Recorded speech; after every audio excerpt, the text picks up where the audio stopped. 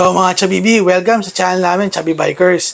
Para sa video ko ngayon, i-share ko sa inyo yung na-discover ko na extra oxygen sa aquarium natin na hindi na natin kailangan gumamit pa ng extra air pump. Yung power head lang o yung submersible pump lang, pwede na. Ayan o, katulad ng ganyan. Ipapakita ko sa inyo, simpleng-simple lang. Tara!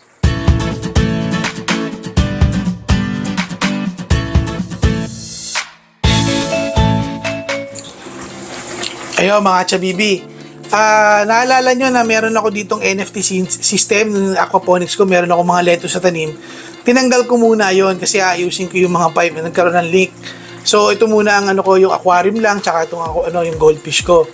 Ngayon, inaayos ko to. Habang inaayos ko to, syempre nilinis ko na rin tong yung mechanical filter.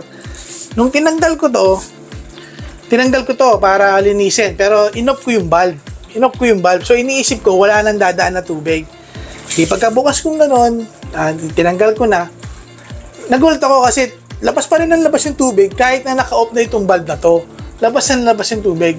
Yun pala, nanggagaling yung tubig dito sa aquarium. Sinasipon niya yung tubig palabas dito. Humihigop siya ng palabas. Siguro ganun talaga yun. Kailangan magsasipon talaga siya kasi nga may pressure yan. So hihigop yung pabalik.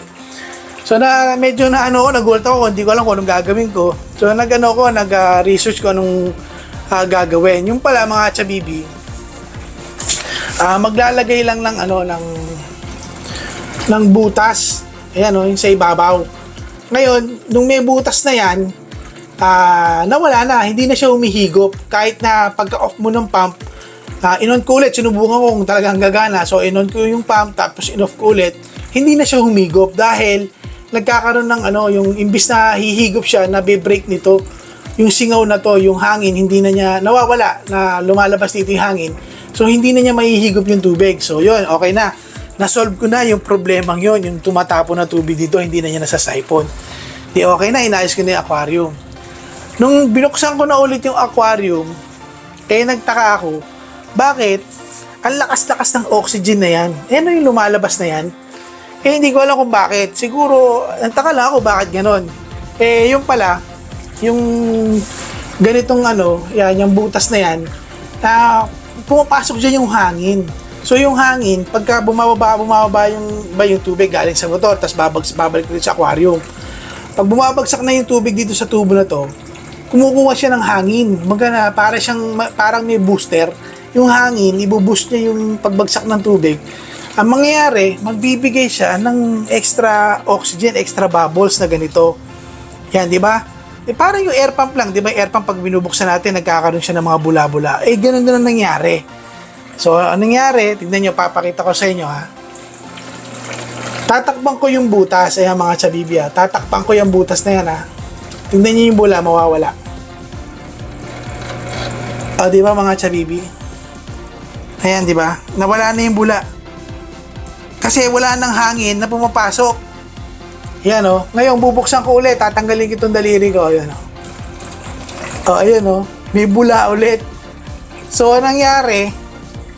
Yung na-discover ko, co-accident lang yung pangyayari na pwede pala yun. Pwede pala magkaroon ng extra oxygen.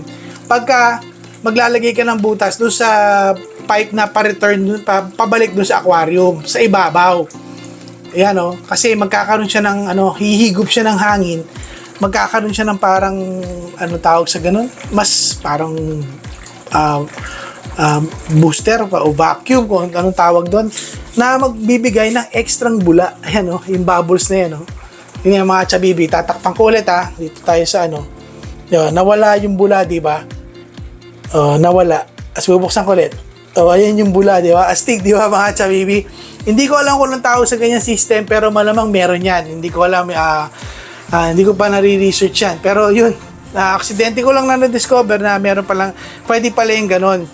Tapos, nung bumubula yan, nakita niyo itong pipe ko, medyo dati kasi nakadikit yan dito. Nung binaba ko kasi to para idikit ulit doon, papakita ko sa inyo, Baba ko itong pipe na to. O, di ba mga chabibi, nawala yung nawala yung bula. Kasi, yung tubig, nagkakaroon na, mas mabigat na yung pressure niya. So, hindi na nakakapasok yung hangin. Ang nangyayari, lumalabas yung tubig doon naman sa butas. So, walang hangin na nakakapasok dito sa butas na to. Kaya, wala tayong oxygen na extra. Ayan, wala. Kaya, ang mangyayari, pinaas ko siya ulit. Tingnan nyo, tataas ko. O, di ba mga chabibi? Nandiyan na siya. Yun pala, mula dun sa, yan, yung lalim dapat ng tubo na nasa aquarium ninyo para magawa ito, siguro mga 1 inch lang mula dito sa ibabaw na tubig palalim, yung tubo. Yung tubo, kailangan 1 inch lang yung nakalubog do sa tubig, sa aquarium. Para mangyari to. Pag mas malalim yung tubo dito sa PVC, hindi mangyayari to dahil nagkakaroon ng pressure. Ewan ko kung tama ha. Pero yun ang nangyayari, yun ang nakita, di ba? Di ba pinakita ko sa inyo, di ba? Nung binaba, ito uulitin ko ha, bababa ko. O yan, lumalim yung tubo, di ba? Nawala yung bula, wala ako na extra oxygen. Ang nangyari lang, umiikot yung tubig. Paano kung may mga isda kayo na nangangailangan ng oxygen pa? Si goldfish okay lang, pero yung ibang isda, kailangan nila. So, gagawin lang, itataas nyo lang yung tubo ng mga 1 inch taas nyo lang yung tubo, dapat mga half inch o 1 inch ang nakalubog doon sa tubig para gumana yan yung may mga extra bubbles na yan. Di ba mga chabibi, astig, di ba? Aksidente ko lang, accident ko lang yan, accident ko na discover, hindi ko naman talaga alam.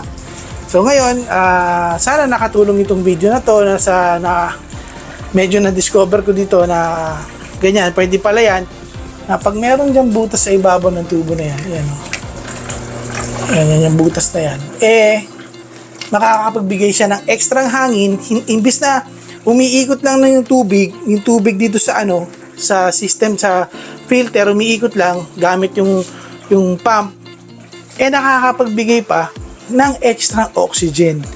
Hindi nyo na kailangan ng extra air pump pa para magkaroon ng extra oxygen. Diba? I-comment nyo na lang sa dyan sa comment box kung anong tawag sa ganito, sa pag yung may butas sa ibabaw, Pero alam ko meron yan meron tawag yan sa aquaponics na hindi ko lang maano kung anong tawag Parang ventry system ba? Ventry something. Basta yan. Yan di ba? Sana nakatulong ako sa inyo kung sinong gusto baka may gusto sa inyo wala kayong air pump, tapos gusto nyo meron lang kayo power head o kaya submersible pump, gusto nyo ng extra oxygen. Ito. Siguro pagka mas mataas itong tubong to, yung iaangat, tapos mas malalim yung bagsak ng tubig, baka mas malakas pa yung bula na to, yung oxygen na yan. Kaso bababa na to ayoko ng taasan okay na sa akin yan. Tingnan nyo, ba mga chabibi, sakto na, di ba? Yan. Ayan, di ba? Okay mga chabibi, sana nakatulong tong video sa inyo na to. Tong extra oxygen na to na hindi ka na gumagamit ng air pump. Maraming salamat po pala sa lahat po ng subscribers namin, sa mga bago namin subscribers. Maraming salamat sa inyo sa pagsuporta nyo sa channel po namin, Chubby Bikers. Maraming salamat. Tsaka yung isang video namin na tungkol doon sa yung sa Electric Summit. Maraming salamat sa naging suporta nyo dahil ang daming nag-view nun yung namin na yun. Sana makapag-video pa ako ng mga ganung content na mga tungkol sa electric. Okay mga chabibi, kita-kits tayo sa susunod kong video. Ingat kayo palagi. God bless sa inyo. Bye-bye!